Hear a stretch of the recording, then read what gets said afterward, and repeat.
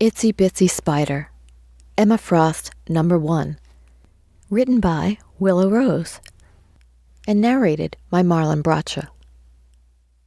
Prologue, 1977.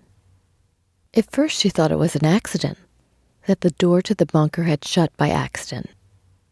Then she tried to open it on her own, but couldn't. It was either too heavy or it must have locked when it shut. She knocked carefully. Hello? The quiet coming from outside the iron door was gruesome. Astrid swallowed hard and knocked again, this time harder. Hello? But nothing.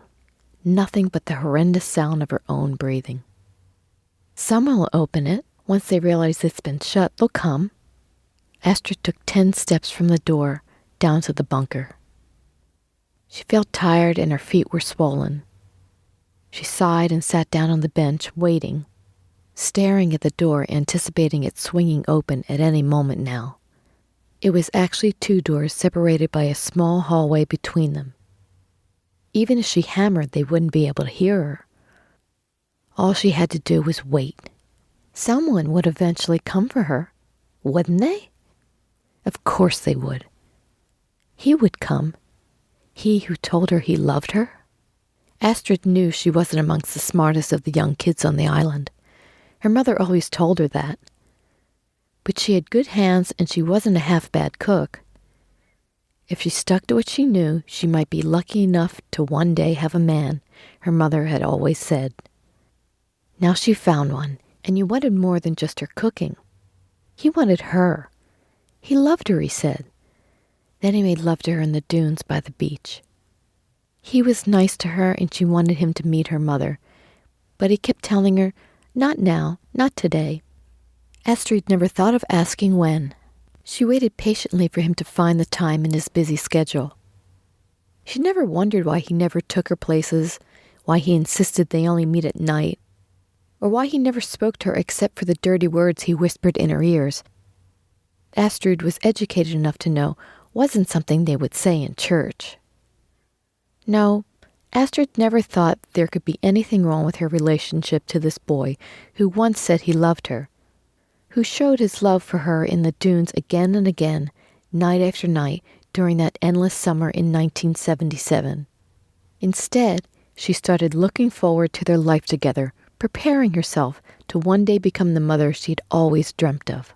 You'll get nothing but dummies like yourself, her mother had said. There should be a law that demanded that people like you were sterilized so you couldn't pass your stupidity on to your kids.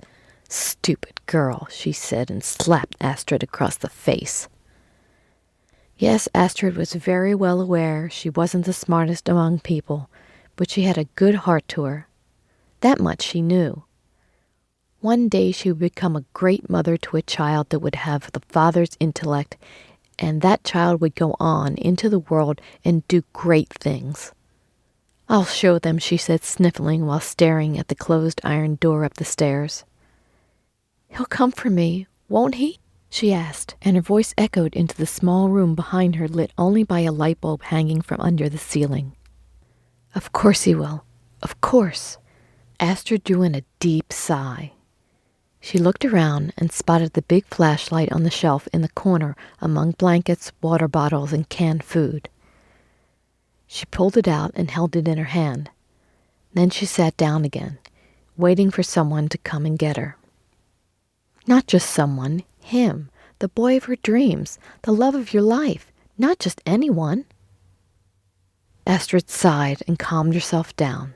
She always did this, Mother would say. She always made herself uneasy or even anxious for no reason at all.